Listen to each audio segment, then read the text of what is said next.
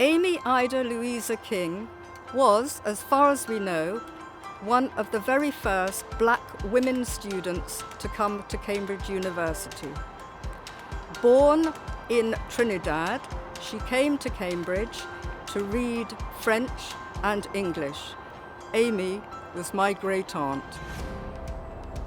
I found out about Amy from my father when he was dying in 1996, and very surprisingly, he suddenly said, quite out of the blue, "Well, you had a very clever great aunt and she was at Girton." I have been really trying very hard to investigate the backgrounds to the family ever since, so it was a real revelation.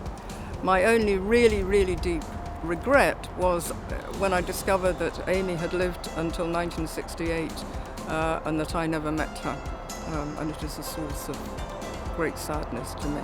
And indeed, looking at the curriculum that Amy read, I feel even more sad that we had not discussed books, because clearly this was a woman to whom books were very important, and it does lead me to wonder how she came by this passion in Trinidad. She read Shakespeare, Chaucer, some medieval texts. As I notice, almost no modern literature.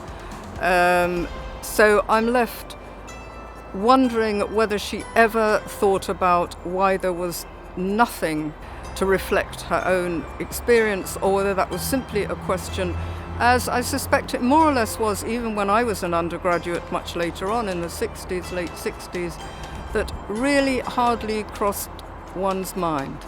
You were not looking for a reflection of your own experience, but you were trying to learn how to look at different kinds of experiences. I also wonder what friendships she had with other students. I also, of course, wonder about the extreme cold of Girton and indeed of the UK, and how she dealt with the winters and the wind blowing from the Urals.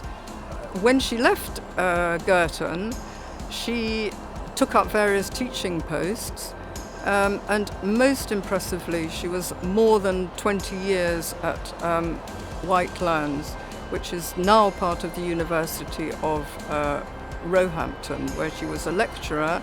She had also been what was known as a pageant master, writing dramas, directing theatre, and indeed published a very small volume of plays for children with quite charming illustrations. I was lucky enough to meet one of Amy's former students, Hilda Haig-Brown, then in her 90s. Hilda remembered Amy as a very warm woman and highly impressive teacher.